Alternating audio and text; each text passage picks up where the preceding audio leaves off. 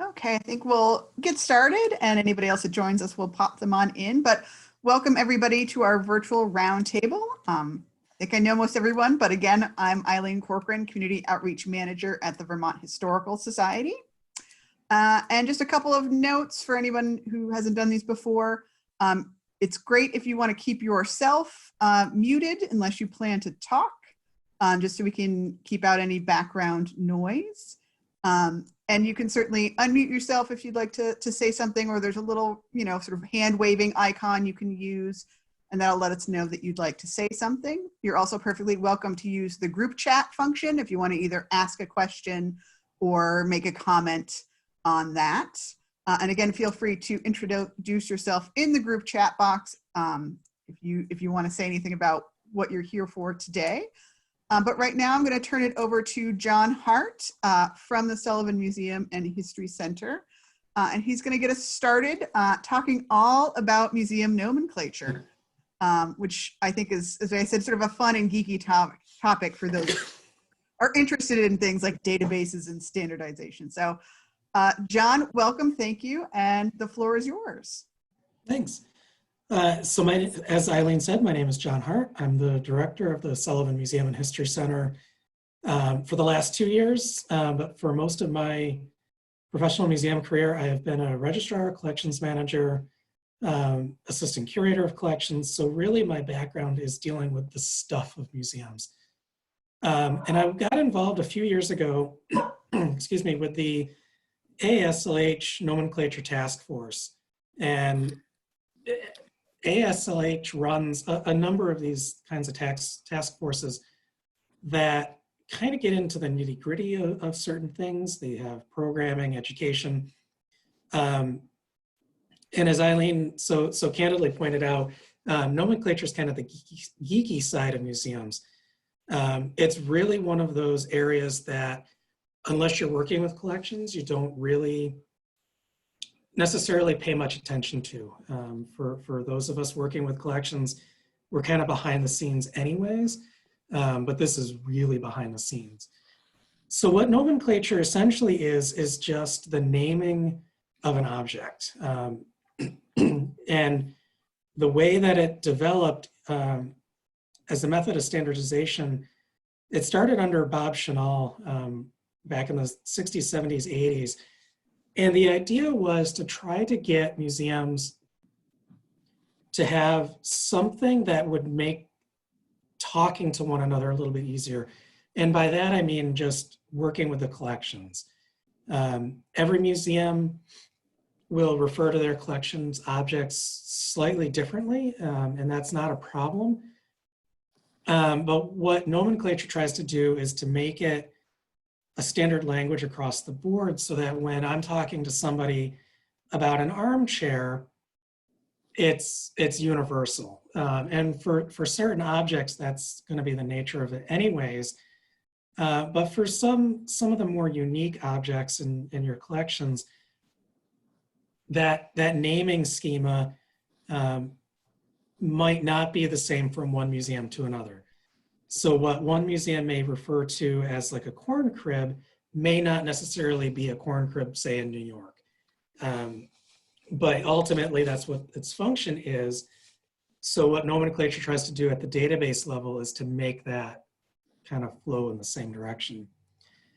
What we found over the last, let's see, I've been on the task force about 6 or 7 years now.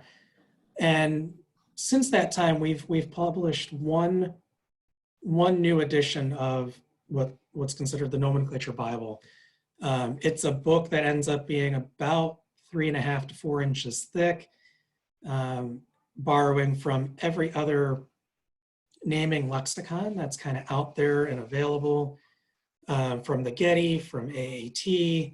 But what we've tried to do is to bring in objects that a lot of it comes from museum recommendations from other folks like me or from others out in the field, look at it, see how it might fit, and then try to incorporate it into the overall lexicon. And what we found is that the publishing cost got outrageous.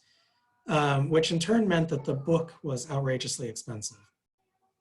And we decided a couple of years ago, as we were partnering up more formally with the Canadian Heritage Information Network, that maybe it was time that we looked at something that's more open source, to make the lexicon truly what it was meant to be, an open, active resource for anybody, from small local historical societies to museum, mid-sized museums, to even larger museums. And so we hit the ground running with that, and rather than publishing again, what we decided to do was to bring everything online. And what our folks up in Canada decided is to take that one step further. So if you've got any experience working with the Nomenclature books, you'll know that it's all text. There's no reference images to anything. There's no necessarily easy way to find things. It's flipping through books. So what I'm going to show you in a couple of minutes is what came out of those discussions with Chin as part of the task force. And we have 3 or 4 members of Chin as part of our task force, just to make sure that as we're looking at it, that we make it usable both for the United States and other areas. But we're also taking a level of consideration to what our colleagues in England and Europe do, where they use only one system. Because the United States has multiple lexicons used by different museums, this was our attempt to make that a little bit more accessible for everybody. So if I can do this right, I'm going to share my screen, and what you should see is this website that Chin helped us develop. The web address is simply nomenclature.info. And as you'll see, it's broken down into French and English. And that's actually been part of the challenge for us, because for some objects, there's no direct translation out of the French into English and vice versa. So that's been one of our areas that we've been struggling with. But what this actually does, it brings you into basically an about page, and it talks about what nomenclature is, how it might be able to help different museums, different historical societies, and really where it can be used. And you'll see what I was talking about. Our last published edition was in 2015. That was the last formal printed edition that we will probably do. We launched the website a couple of years ago and have been working with it, and we formally announced it probably 4 or 5 months ago. I know I worked with Eileen to get that out there to the Vermont museums, because there's not a set representative from every state for nomenclature, but it just happens that I'm here and I work with VHS pretty closely on things like this. So as opposed to the book, what you'll find here is you can do it one of 2 ways. You can browse the hierarchy like you would in the book, and that simply takes you to essentially what you would see in the table of contents of the book. If you're familiar with nomenclature at all, you'll know that we break things down by their uses, including things that we might not be able to classify, like archaeology fragments, for example. But that's just one way to do it. The way that I've been using it the last couple of weeks, you can just search for it by term. So if you know generally what the object's going to be called, this is a great tool. And it brings up just a standard search function. But what I really like about this, and I think what might help others as we expand on it, is if you search just for a general name, something simple as chair, what you'll see is it starts to bring up anything that has chair in the name. And hopefully you can see it, but on the far right-hand side of everything, we've been able to put in illustrations. So we can actually visually show what we're referring to when we mention specific objects. So for example, the preferred name chair shows just a very simple slap-back chair. But for a barber's chair, we can actually show what that image is. Now, that may not necessarily be the same across the board for every institution, every historical society, but it's pretty close.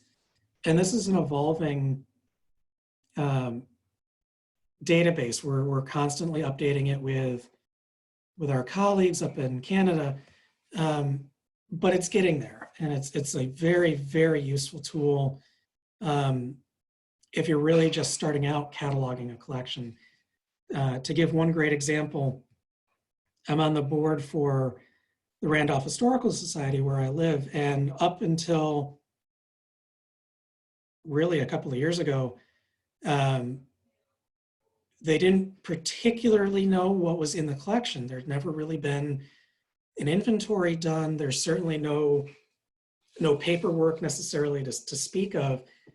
And when I started talking about nomenclature and the eventual unveiling of this website, they're like, oh, great, this is a really useful tool. Yeah, that's exactly what it's for, but it doesn't have everything yet. Like I said, it's going to take some time for us to get there, but it is a really great start. And depending on the database that you're using, the nomenclature that we published in 2015 may already be a part of your database. So if you're using something like Past Perfect, I use, for my institution, we use a program called Rediscovery, which is what the National Park Service uses. And the lexicons, the nomenclature for this is already built into the system. So we already have access to everything that's also here in the visual dictionary. Depending on the version of Past Perfect you're using or another database, you may not have the most up-to-date lexicon, and that's okay. We didn't make any really dramatic changes going from version 4, or going from version 3 rather, to version 4. But we're still trying to figure out how we can get version 5, which is what this online dictionary is going to be, how we're eventually going to be able to get that out to the software vendors to make it usable for them. Past Perfect has a great function where you can add the terms. My database, we can't anymore. And even some of the terms that I had added when we were using Past Perfect at the Sullivan didn't carry over, just the nature of how databases work. But I wanted to give everybody kind of an idea of what this is, how it works, and I really invite you to really look through it all. It's actually a really interesting platform that Chin built really for this purpose. But it also gives you the opportunity to actually download some of the files. You can actually download the full lexicon as an Excel document or an XML file, which also opens as an Excel in certain cases, but also as a PDF. And we're working on something right now where as soon as we can get it launched, right now we're using essentially a Google form through ASLH for new submissions. So if you're working with a collection and you come across something that you think should be something standard, for example, in our collection, we have challenge coins, military challenge coins. And that's not a term that currently exists in nomenclature. I had submitted it, we reviewed it, and the ultimate decision was they're still ultimately commemorative coins. But what that did is it sparked that conversation. So once we get more of this website kind of moving along, we want local historical societies especially, and certainly museums to contribute term ideas so that we can make this the most usable, accessible platform that we can for everybody. And we review every term pretty stringently. It takes us usually 2 to 3 meetings to get through 20 to 30 terms. We make sure that every term given to us gets its due diligence. We really look at it. We try to see if it might fit somewhere else, or if a similar term already exists, and then offer up those suggestions. Like I said, that's something that we're working on. But if you go to the ASLH website, you can get to the task force page and currently submit it just through our Google Doc form. And like I said, we'll review it at our next meeting. And all of our meetings are actually digital, just like this, since we're so spread out across the country. But we make sure to give everybody everybody's term suggestion their fair shake, because we recognize that what one area of the country may call one object may not be the same in another. And it's important that we try to figure out what works best and how we can make it kind of work for everybody. So that's really the overview that I wanted to present. As Eileen and I said in the beginning, this is really the geeky, nerdy topic. It's one of those things that if you like nomenclature, if you like order to objects, it's really great to work with. I still keep a copy of the nomenclature book behind my desk. In my current role as director, I still do a lot of the accessioning. Eileen and I were actually talking about that before we started the call, that even though I've moved into an administrative role, I'm still doing collections work almost daily. It's a little harder not being in the museum, admittedly, right now. But ultimately, that's where my interest will always lie. And I'm always going to work with collections in one form or another, whether it be at the Sullivan or at Randolph Historical. But as a collections person, I really see the value in using nomenclature and trying to keep things standardized across the museums that I've worked with or consulted with. And for me, it's kind of fun. I'm always finding a new object that I didn't know existed. Certainly wouldn't have necessarily known the name of certain things. So it's always been a learning experience for me.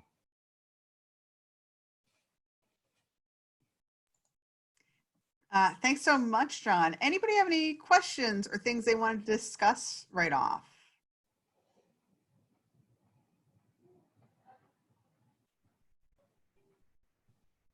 Does everybody already use this nomenclature? No. Ooh, here's a question from Amanda. Are there highly regionally specific names or items that you've struggled with? Yeah, so as you're doing these discussions, pop versus soda or whatever version. Yeah, that certainly makes it challenging. For things like that, it's a simple name. I mean, a soda can or a pop can is a can generally, so that makes it pretty easy. But to give one great example, at the Sullivan, when I got there, I didn't come in with a military background. I was working at a museum out in central New York called the Farmers Museum, and the partner institution, the Fenimore Art Museum. And the military collection there was just not, it was just not a large collection. I was doing a lot with decorative arts and fine art. And when I got to the Sullivan and got dropped into a collection of about, at that time, 10,000 military items, I kind of went, oh, what did I just get myself into? And everybody kept saying, you know, the certain parts of the uniform, you'll see them on some military personnel, they wear the shoulder cords. And try as I might, that was just not a term that existed in nomenclature. Everybody kept saying, oh, well, it's called a fourragère. It's like, okay, well, that's not a term I know. It's not in what I'm using. So part of the online submission work that I started doing initially, both as a collections person and as a member of the task force, was to submit the name shoulder cord to be considered. And I very quickly got an email back from one of my colleagues up in Canada who works for one of the Canadian military museums. And he said, it's called a fourragère, it's in there. And I went digging into Past Perfect and it wasn't there. And come to find out, it's because we were using a version of the database that was far older than it should have been. And as soon as we updated it, we finally found the term. So sometimes it's a term that everybody else knows exists, but if you don't have an updated version of the database, you may not necessarily find it quickly, especially with military collections. They name everything kind of weird on its own. What I would consider would be a hat is called a cover. Even the portable latrine that we purchased a couple of years ago, and it was not used, I promise, had 3 different names on it. And everybody kept looking at it and going, it's a latrine. Why do you need to call it 3 different things? So sometimes that can be a challenge. Not necessarily a struggle per se, just an amusing issue to deal with.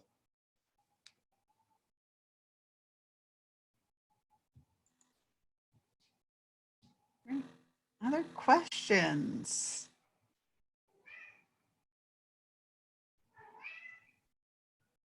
Has anybody had experience sort of finding something in the collections and not knowing what to call it, or had, sort of struggled with that nomenclature standard?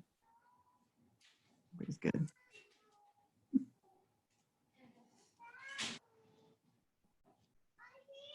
Do people who sort of use nomenclature or not sort of around here, and John or anyone else could speak to this, how do you get buy-in from folks who may not be familiar with it or aren't sort of sure about how to use it, or as you said, the military having very specific names that they want to call things versus sort of the standardization that comes out of this sort of group effort?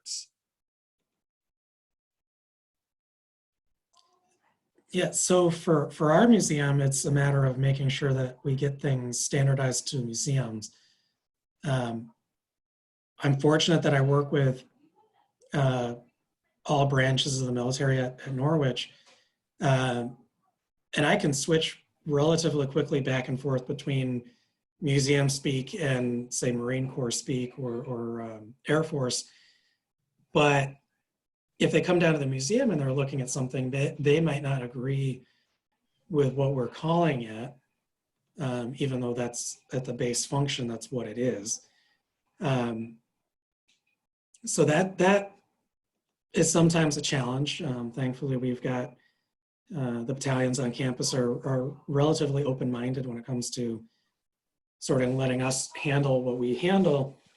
And when it comes into specific display areas down at with our naval battalion, we have a couple of rooms dedicated for the Marines and naval personnel, and they know really quickly that if I come in there to work with them, if I'm asked to do labeling, it's going to be for museum parlance. But if they want me to try to incorporate what they would refer to as something specific in their branch, I'm more than happy to do that. So we've been fortunate that our colonels coming in, I sit down with them for 1 or 2 meetings and they get it right away. And they're really, really willing to work with us to not only help us out, because I may not always know what the military is going to call something. So I look to those fellows and the men and women in those units to help me answer those questions, and to make sure that I have an understanding going into it that I'm calling things both by the museum and the appropriate military name if I'm asked.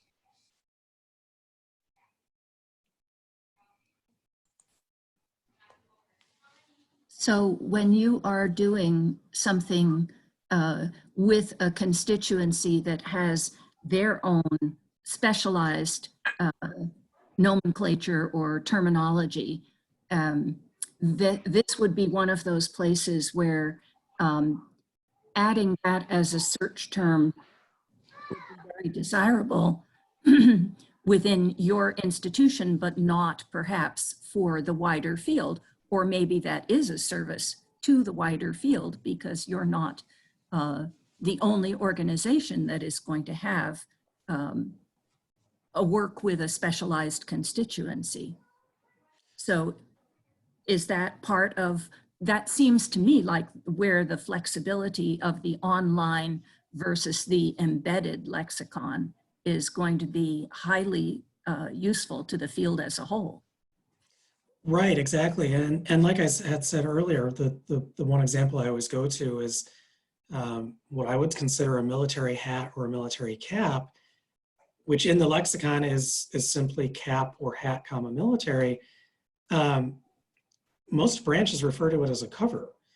And so when I was cataloging, and even when I'm still working with my staff to catalog objects, we keep the term for the object name specific to the museum field, but when we're cataloging it, we embed those search terms into our database. But that isn't going to necessarily work at a non-military museum. If you're, especially like at the Farmers Museum, we had military headwear in the collection, but that's not what it was called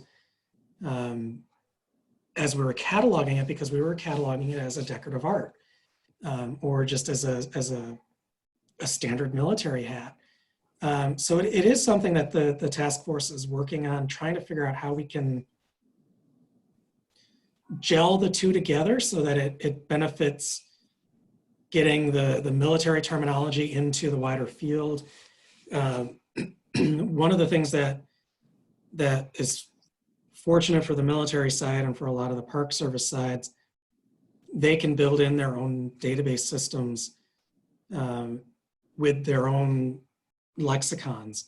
That's actually one of the reasons that we went with Rediscovery when we left Past Perfect a couple of years ago, is to give us that extended flexibility for nomenclature.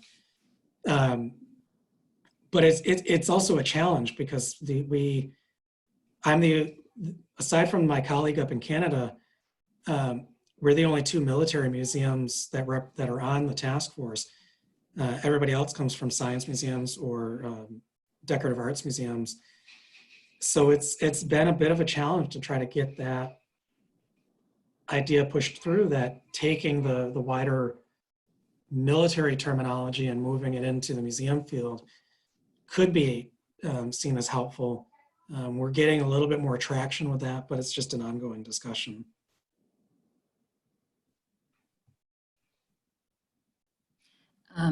I think in terms that there are two sides to the usefulness of the nomenclature. It's from the curatorial side, we're concerned about identifying appropriately and accounting for and keeping track of our objects. But the other of the job, which seems like I spend enormous amounts of time doing, and I'm sure everyone else as well, is when you get those external search requests and the person is calling it something, and maybe you have encountered a request under that external term before, and maybe you haven't.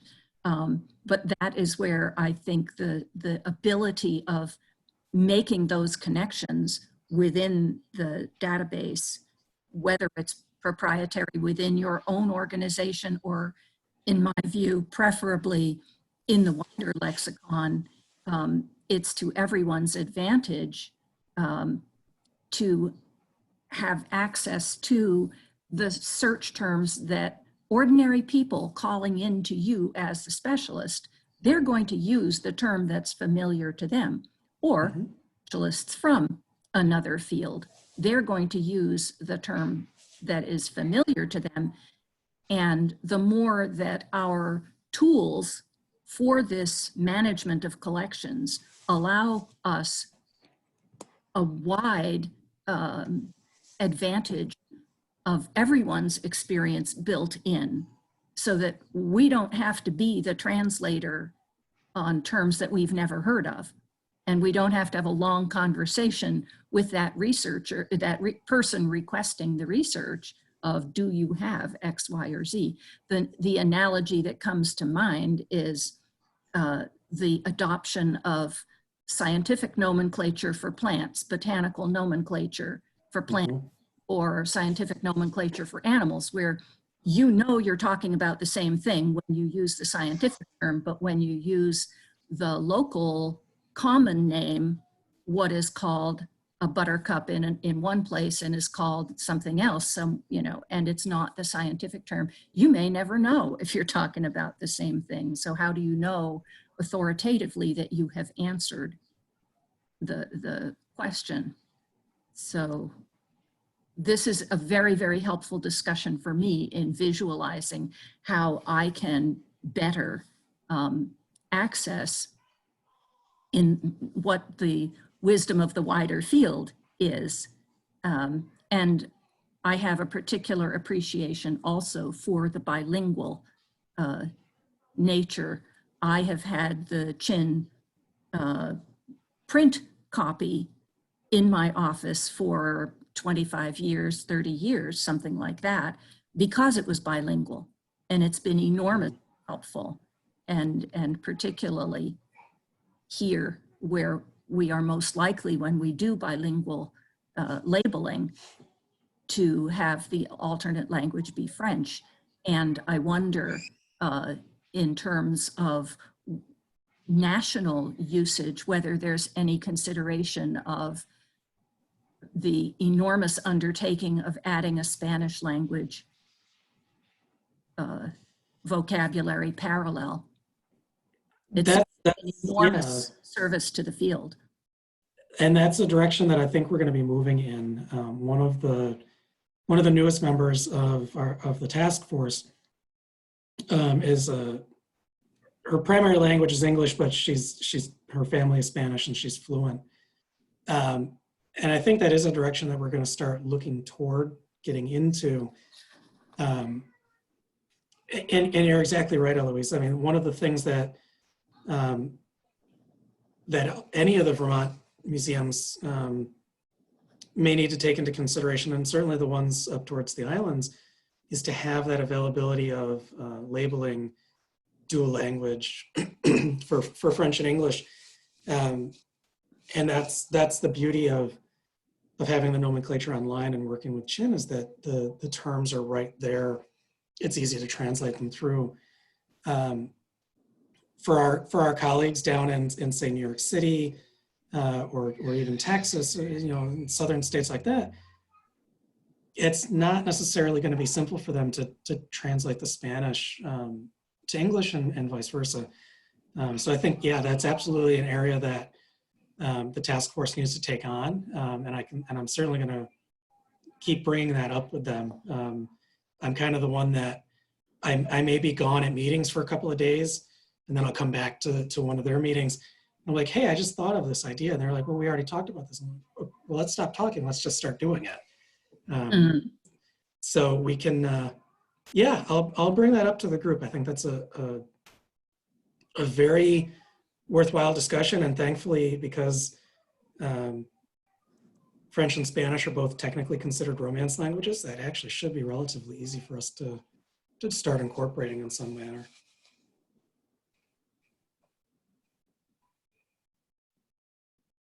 John, I would just like to congratulate you and applaud your efforts to put it online. It makes it so much more available and searchable, just to search by individual words, if you can, instead of having to look in the index in the hard copy and go through an unbelievable hunt sometimes. So thank you. And the fact that you refer to AAT and Getty that's helpful to know, because I haven't always known where the terms come from. I've used it in Past Perfect, but also One Historical Society has an access database. So in the field for name, I have for one collection, one special collection, or particular collection, I did use the nomenclature. Otherwise, the terms are all over the place. But I tried to set a little precedent with that one collection, big collection. But so no one else there knows what I'm talking about, or very obscure that I should even think to do that at that historical society. But so it's it's a question of how widely used or known about it is, other than those who use past perfect, or maybe you mentioned rediscovery, other content management systems. Right, exactly. And some of what we've been finding, my supervisor at Norwich is on the Brookfield Historical Board, and I've been working with him to try to start getting some of their collections online. He's got a couple of folks there who are very, very dedicated to taking Jackie Wadler's notebooks and getting them onto a digital platform and making them accessible. And one of the first conversations that I had with them was to say, okay, well, you're using open source software, which is great. I highly recommend that to anybody. The problem is they don't necessarily come with the lexicon or the nomenclature built in. And I handed her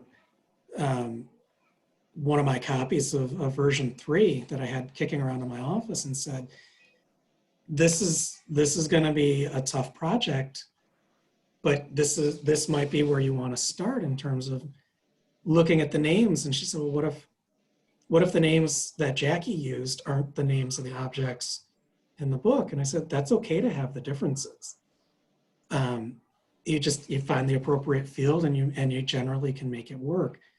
I think Rachel's been able to get through 3 or 4 of the big ledgers, and she's flying through it with relative ease now. Because once you get used to, like you said, a certain collection, a certain grouping of objects, it's actually pretty easy to create that list and keep it moving. It is definitely a challenge. Randolph is a great example. We don't have a database yet. We have barely paper records that help. So we really have to start from scratch. And if museums are looking at it in that sense, it's a worthwhile investment for a database, but not every historical society in Vermont can afford that. And that's certainly not an inexpensive program. But I think if we can just, as a field, if we do our best to make the information as accessible as possible, that makes everybody's work that much more enjoyable, relevant. It certainly makes it easier to an extent, as best as we can. Yeah, and a couple of questions on the chat.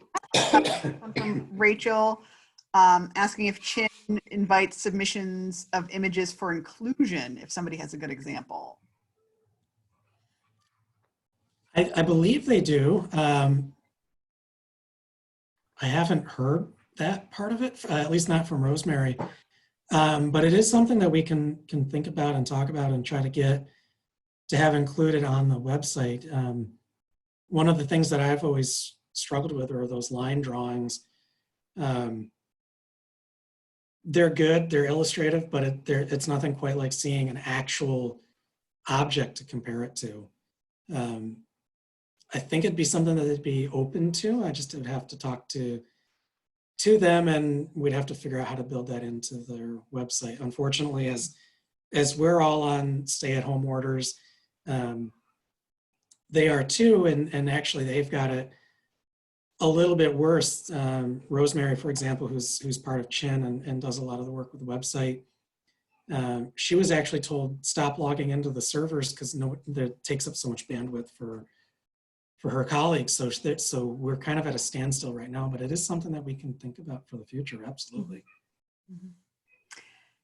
Yeah, and I think again that open source aspect will be really great for the smaller organizations who aren't material cultural specialists. And again, being able to both just wander through terms and being able to see things is going to be really helpful in the long run, I think, in us all sort of being able to figure out what things are. Right. Yeah, Another exactly. question, from Amanda is about nomenclature that might be missing from historically overlooked cultures.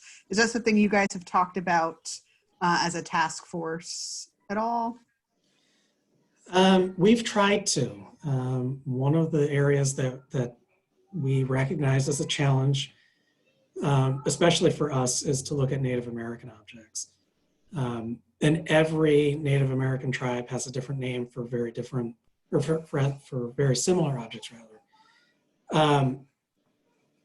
When it gets right down to it, for us, the struggle has always been, if the form is a basket, it's a basket, but that may not be what like the Abenaki would call it, or what the Iroquois would call it, or Creek or Cree would refer to it as. And our struggle has always been trying to, how do we incorporate that many language differences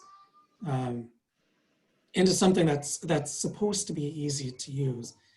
And we're still struggling with it. And I don't know that there's necessarily going to be an easy answer for it.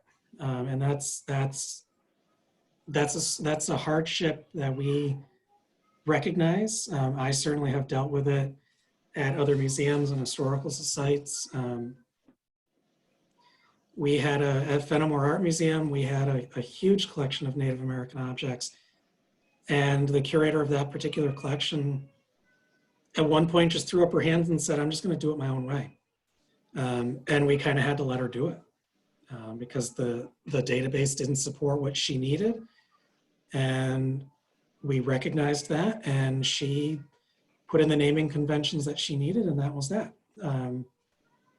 Sometimes that's how we have to get to work with it. Yeah, I don't know that there's going to be a really easy answer to that, at least not yet. What content management systems are open source are you thinking of that come to mind?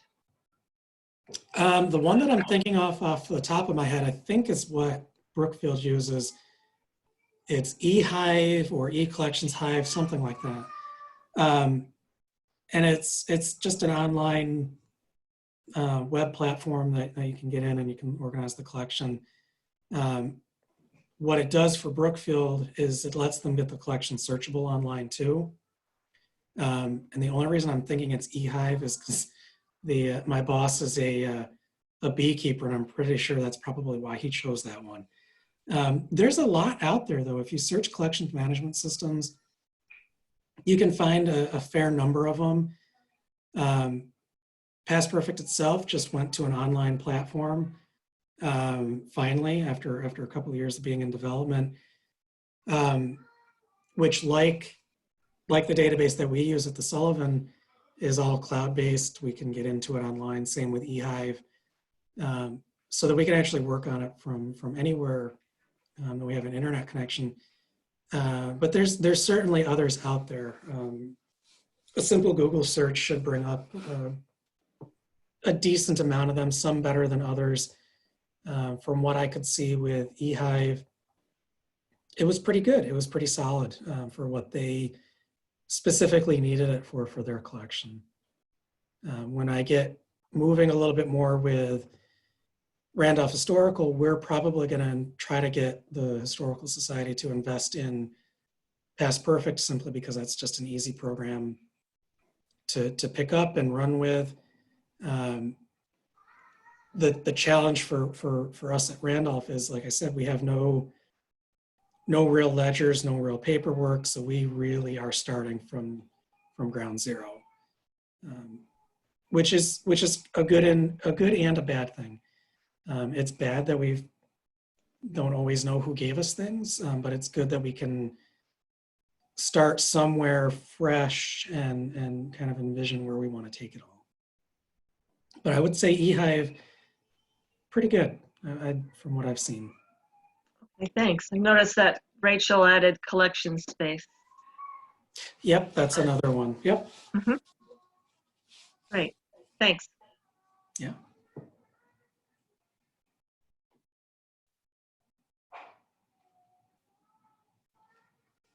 Other questions, comments, discussion, burning questions on nomenclature or anything related to such things? I wanted to go back momentarily to the question of working with Native American materials.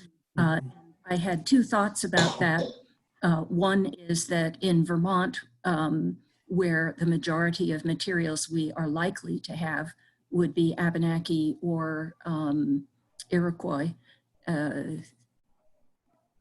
And for the Abenaki, at least, we have the opportunity and availability to work with partners from the Vermont Abenaki Artists Association who are working on educational resources, and the Ndakina Heritage Center on the New York side of the lake, which is run by the Bruchac family, Jesse, who is a language teacher. And so I think they might be interested at some point in working with us in parallel. And then the other resource that occurred to me, because this is a broader national discussion and you referenced widely different geographical areas, made me wonder, and I have no idea the answer, what the National Museum of the American Indian at the Smithsonian is doing in terms of cataloging their collections, because we might be able to tap into a parallel universe. You know, museums all over the country who have resources of that sort. And that's something that the Nomenclature Task Force might want to just touch base on that conversation at some point in the future, because we might be able to tap into a lot of work that has already been done. I don't know. Yeah, and I think you're absolutely right, Eloise. I mean, we, to give some background, so the Sullivan Museum is actually a Smithsonian affiliate. So we have worked a little bit with some of the other national museums in DC. And to the best of my knowledge, I think the Museum of the Native American Museum, both in the satellite museum in New York City and then the actual main museum in DC, I think they had to develop sort of their own lexicon for their database in order to make it function the way that they needed to. It's a challenge for the Smithsonian because because every museum basically uses the same database system. I can't even imagine trying to manage a collection that size. In my wildest dreams, I don't think I'd want to. But yeah, that's certainly something that we can take on, and I can certainly make those contacts. And I appreciate you pointing out working with the Abenaki and the Iroquois groups here in Vermont and across the lake, because they are very helpful. In my area where I grew up outside of Saratoga, the name Bruchac is very well known for some of our local libraries. I distinctly remember presentations by their family multiple times over my school days, and in college too, up at St. Mike's. So they're definitely great resources to use. And at the Maritime Museum, we've made contact with a couple of culture-bearing groups in the Akwesasne Reserve and some other Mohawk communities. And I don't have those at my fingertips, but I could easily share them with you if they would be of interest, if there's a point at which they would be of interest, because the language has been much more actively preserved and used, where there are geographical reserve communities, so that the reinforcement of having the own language as the primary communication in early childhood has been preserved much more actively than was possible for the dispersed Abenaki families in our area. Yeah, and to that note, I don't know how many of y'all are familiar with the New England Museum Association, but if you ever go to one of their conferences, and this past year it was up in Burlington, it's something that new that they started a couple of years ago, but anywhere that they have their conference site, they bring in the local Native American tribe as best as they possibly can to give the opening remarks. And this past year, they brought in several folks from the Abenaki tribe. It was absolutely fantastic. It was so interesting to hear the language, to hear them converse and just talk about the history of this area when it was the Abenaki homeland. And they've done this down in Connecticut a couple of times. So it's certainly important. And for museums in New England especially, it's invaluable to have those contacts and resources.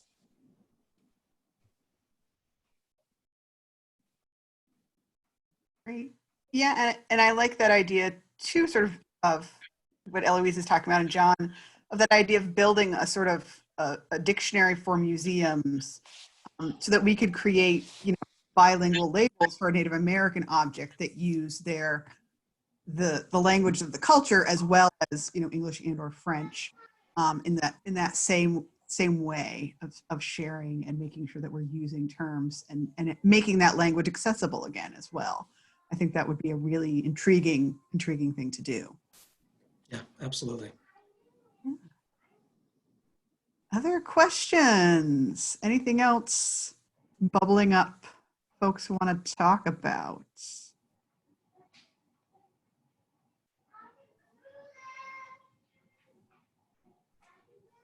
All right. Any last thoughts, John? Anything else you want to leave us with? Just that if anybody's ever working with collections and they think they've come across something that should be uniquely identified, let me know. I'm always happy to pass it along to the task force. I was working on that last night with somebody at the Everson Museum. So I'm more than happy to do that. I take a certain level of pride to be kind of the Vermont rep, and generally the only rep in New England to the task force. And I take it very seriously in terms of making sure that if somebody sends me something, that I make sure their voice is heard, and given that level of discussion that everybody deserves to have for a national group like ASLH. Great.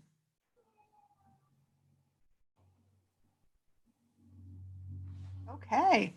Well, thank you. Ooh. Yeah. Okay. Is there a question? Contact information. Oh, for John. Yeah. Do you want to throw your contact information in the chat box? I can, sure. Thank you. Great. And again, this is being recorded, and I'll get this up on our website, hopefully in the relatively near future, if you want to share it with anyone. And I would say definitely any questions for John or any questions for myself that pop up after, feel free. We're happy to talk about such things, and again, trying to get folks demystify this a little bit, as well as see it for the tool I think it is, and especially as an open source tool now, how much of a game changer I think that's gonna be. So thank you again all for coming. Next week, Rachel Onif is going to be on our virtual roundtable. We're going to talk about researching women voters, specifically 1920, but any other sort of hopefully historical research and archives questions, if you want to join us for that. Thanks again, everybody. And I guess I'll say have a great day. Thank you. Thanks, Eileen. Thank you, you too. Have a great one, y'all. Good night. Thank you. Thanks, John. You're welcome.